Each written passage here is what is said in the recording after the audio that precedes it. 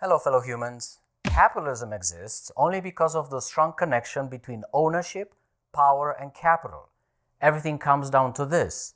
A class of people own shares in corporations, which gives them the power to move around capital, to grow it, to slice it, to consume it, to invest it, with the sole reason of making more of it. Why is it like this and in no other way? Why is power proportional to the size of ownership? Why do we have one share equals one vote instead of one employee equals one vote in the workplace? We can safely say that all our material problems and crises come from the fact that ownership is severely biased in favor of the private capitalist class and against the common people who do not own a piece in the company where they work. Income and wealth inequality, carbon inequality, mind-blowing differences in lifestyles from debauchery to living hungry in slums, exploitation of labor, land and resources, all of it comes down to ownership, to who has the power to control and command. The degrowth movement wants to break the link between power and ownership and establish a new relation between humans and the resources of Earth. These resources, human labor and human ingenuity, are the means of production. It's what corporations use to make things and services so humans can live better than our ancestors. These means of production should be democratized according to a new legal doctrine which can be called power by equal sentience. Let us see where we are now and how we can get there. Adrian Buller and Matthew Lawrence discuss in their book how ownership deeply influences everything that happens in the economy, how our lives are suffocated by the brutal invasion of the supremacy of private ownership into everything else, ecosystems, biodiversity, the commons. Ownership is the possession of a set of enforceable rights over defined property, assets, and resources in which the owner holds the ultimate interest. In Anglo-American capitalism, ownership of property and income-generating assets typically confirms the right to use resources exclusively without much acknowledgement of externalities produced by such behavior.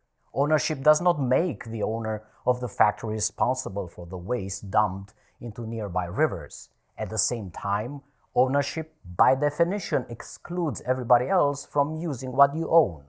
This exclusion becomes dispossession because when capitalists buy a lease from the government to frack the land for natural gas, they dispossess the local community of their land, resources, freedom, to gain power and wealth for themselves. When someone exercises their freedom by creating oppression for others, it is not a case of moral progress, it is a case of aggression. Capitalism has allowed ownership rights to demolish individual freedoms, the freedoms of communities for autonomy. The much-promised shareholder democracy from the 1980s has never been realized. The wealthiest 10% of Americans own 89% of stocks and mutual funds, with stark disparities in financial wealth between white, black, and Hispanic households. Why? The more shares you own, the more power you have to buy even more shares.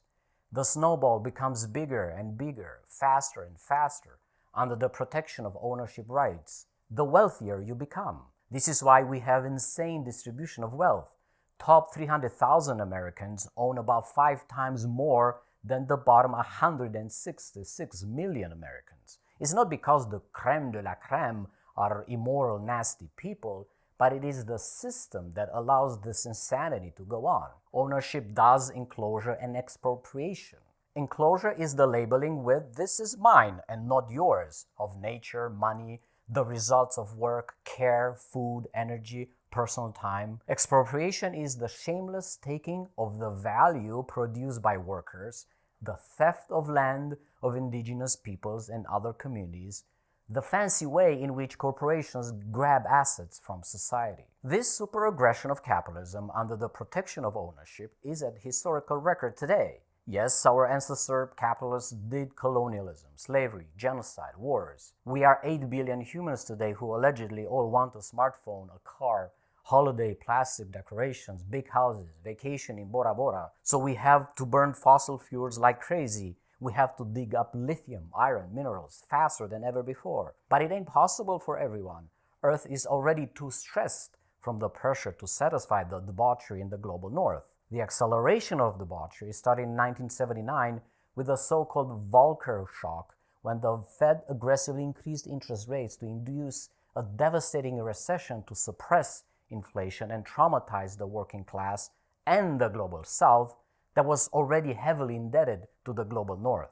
On top of this, relentless privatization of public assets and expansion of private property ownership favored wealthy asset owners even more, while the living standard of wage earners like you and me went down. And what I mean by this is not that we do not have smartphones or streaming services, but we still have to work 40 hours a week, 11 months a year. For what? With all this progress, automation, instead of the working class gaining more free time for themselves and their families, workers have to constantly go above and beyond, push hard, work the extra mile so King Jeff can go to space for an adrenaline rush. Every smart capitalist knows the way to make the big bucks is not through an honest salary job, but to make the famous passive income, which is being touted by YouTube con artists like these humans. Passive income has another cute name, the rent. Don't think just about the rent for your apartment, as high as that is. The core of rentier capitalism includes land and property, both residential and commercial, financial assets, and the creditor-debtor relationship, intellectual property assets such as patents and copyrights, natural resources such as hydrocarbons and metal commodities, digital platforms like Facebook, service contracts such as outsourcing, and the privatized utilities sector, including telecommunication, energy, transportation, and so on. Creating wealth is less about making anything and more about simply owning something.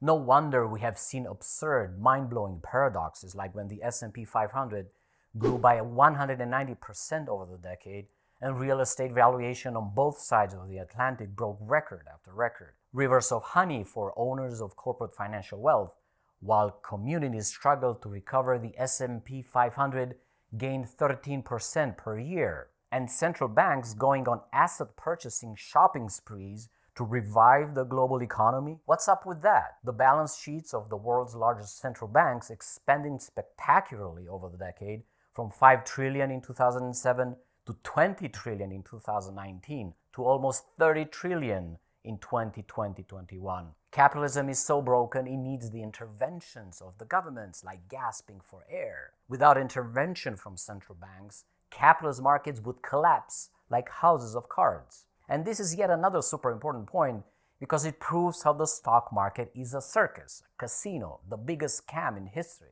that deserves nothing less but to be abolished. And wait, I'm not finished with the absurdities.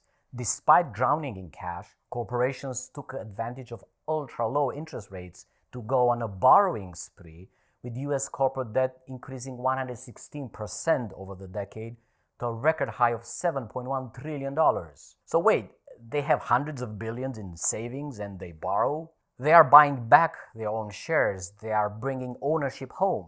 Doesn't it feel that not even corporations are trusting the market if they are so desperate to leave it? And why do they have this power? It's because in the 19th century, corporations were allowed to be treated in a way like people. They became entitled to own assets in their name, command labor, and control economic activity at huge scale. Then we got the limited liability concept that transferred the risk from shareholders to employees, creditors, and the state. And lo and behold, the owners lose only their capital if the business goes bankrupt. But the public has to pick up the tab for everything else. And to top up the scandal, those who really do the work, the employees, have zero power, zero votes. Corporations are not in any real sense private, as we imagine a private person. Corporations are abstract constructions and always require groups of people to hold them together, even when there is only one king at the top. This is why the supremacy of private property should be replaced by democratic stewardship. When we talk about ownership, we must also talk about housing and other fundamental needs of humans for life. Why is it that in the US, house prices in May of 2021 were about 25% higher than the previous May during the pandemic? Why is it that the value of British real estate increased about 100 times from 60 billion to 6 trillion over the last 40 years? Only because an array of governments, stimulated growth and consumption based on the prices of assets, meaning the prices of ownership. Government said, let us do anything to make landlords richer and renters poorer because renters were not lucky at the ownership game. It is a game, isn't it, when wages do not rise nearly as fast as the prices of houses. When the richer you are, the cheaper it is to take a mortgage. The only way to break this madhouse is to dilute the power of ownership, to diffuse the influence of markets, to dismantle speculation, while at the same time start a system of provisioning that does not depend on markets, that are not really free on financing, that is not really fair. Public housing, commoning land, community land trust, public common partnerships, rent control, nationalizing and socializing privatized social housing. Developers and Blackstone may scream in protest, may accuse us of socialism, may remind us of the Soviet Union, to which we must proudly say, yes, bring it on. We want fair housing, we want a roof over our heads as fundamental right. You are the greedy bastards, and who said anything about turning Canada or the USA or the European Union into the Soviet Union? It's been 30 years since the Soviet Union was dismantled. What we want is democratic housing, fair housing, not profit housing. Since we are at it, Mr. Schwartzman, we would also like a digital infrastructure that is democratically owned and decommodified. Socialize the internet and its infrastructures on which the connection is based. Drop the market and get ready, drop the state too. Let the people own and rule their communications, not a bunch of egomaniacal, megalomaniacal tech bros that have the emotional and moral depth of a toddler. We want municipal ownership of decarbonized free transport systems, public retail banking, public ownership of national energy grids, again owned by the people, not the state, managed by citizens, elected, managed through citizen assemblies. Let's look at more delights of ownership. Alphabet's net profit, for example, jumped by 162% to a record $17.9 billion in the 3 months of March 2021. FAMG are 25% of S&P 500. Since 2017, S&P 500 was up 23%. FAMG had 72% of that performance. I want to thank every Amazon employee and every Amazon customer, because you guys paid for all this. So the stock market is so disconnected from reality, it is beyond a farce and a very, very bad joke. It's a mental asylum of delusions and arrogance that is running humans into the ground. This market concentration happens because monopolization is a feature, not a bug of capitalism. With all these market records and corporate profits overall, we have economic stagnation, underemployment, unemployment, low profitability, and slow growth. So on one hand, mountains of cash for corporations, but empty pockets for everyone else, including huge deficits for governments. What is going on? Ownership and power are too strongly connected and create monsters in real life for real people.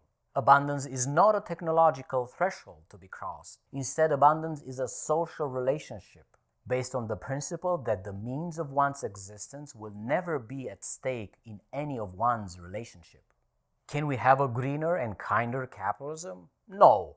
This 2021 report predicted that to reach global net zero by 2050, we will need to produce 6 times more critical minerals in 20 years, such as lithium, copper, cobalt, and rare earths. For lithium, needed desperately for electric cars and stupid smartphones, the growth in demand will be more than 40 times over the next 20 years.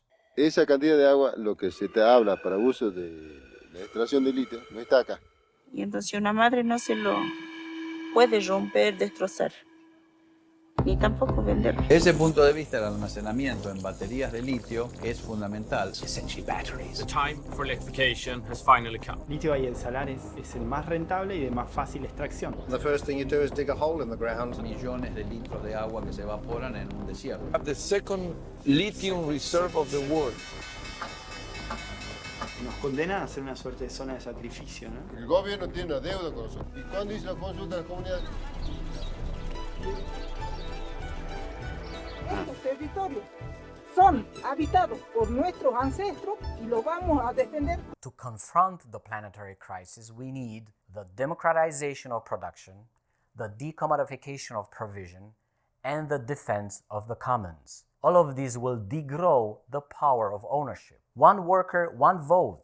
No manager or executive should have the power over the livelihood of workers. Managers and executives should be elected by workers for a limited term and be given limited power. Workers will fire managers, not the opposite. The board should also be elected by and from the workforce. We must also abolish the stock market to eliminate the power of finance over the workplace. Businesses do not need the stock market to finance their activities because the stock market is just a bazaar where the capitalist asset-owning class trades claims on corporate income. When you buy an Apple share, you do not give Apple money to research a new iPhone. Your money goes to another investor looking to buy low, sell high, or hoping to collect dividends from Apple. In reality, the money for businesses comes from investment banks, venture capitalists, and other humans wanting to grow their wealth. When Fox News hosts say that a hungry dog is an obedient dog,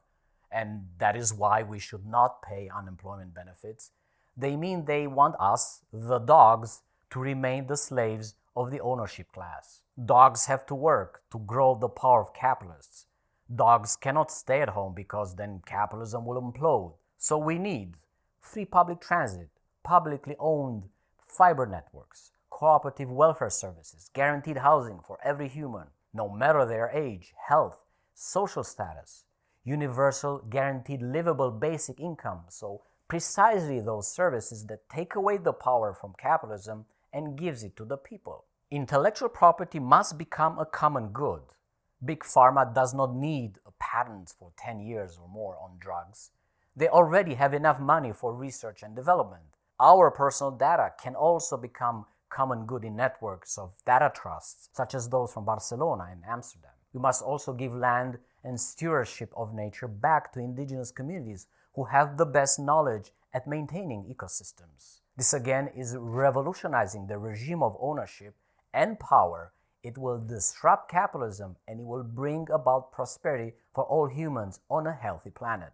Many groups are organizing against capitalism, including our very own Degrowth collective. The stakes are too high for us to give up. All of the above point into the direction of breaking the link between ownership and power. That is at the core of the degrowth movement. We must shift the narrative towards the possibility of new legal doctrines that will manage corporations. Corporate law must be completely revamped in order to demolish capitalism and replace it with a well-being economy that works for all humans. How can we fix all this? A new legal doctrine, which can be called power by equal sentience, will break the link between ownership and power. One human is one sentience. All humans are equal before the law and are equal in consideration for power.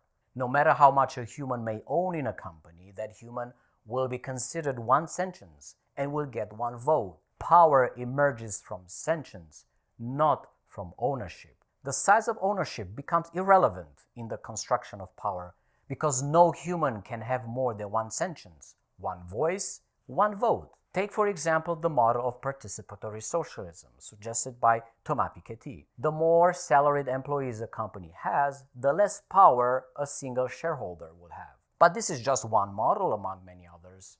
Once we open the conversation about ownership of corporations to all employees, to all humans, we can come up together with a much better system of democratic ownership where every single voice matters equally. The opposite of private ownership is public ownership, but this doesn't mean that it is the state that owns, but rather the people. The state acts like an observer in public ownership, makes sure the laws are fair, just, and respected. Power belongs to the people, democratically. Only ignorant and malicious capitalists proclaim that if we take away their power, we will become North Korea or the former Soviet Union. That is wrong, and they know it. They are afraid that if people become the owners of the economy according to the legal doctrine of power by equal sentience, the ruling by the elite will be gone, and the capitalist class will lose privilege, luxury, domination over the entire human race. Once new legal doctrines like PS become mainstream and corporate law is revolutionized, we will witness the end of capitalism and the birth of the new economy. And now for something completely different. Degrowth Collective has a mailing list that is growing fast, and I love the paradox. Join us for mutual support, strategy, and action in real life. We will bring down capitalism and replace it with a post-growth, well-being economy that works for all humans, not just the rich. See you in real life. I would like to thank my supporters for saving me from capitalist advertising. They have my eternal gratitude. This is a lot of work and I am only one human, so if you can support this channel, please visit my Patreon page at patreon.com/Vlad Bunea or donate a coffee or a few coins. Thank you.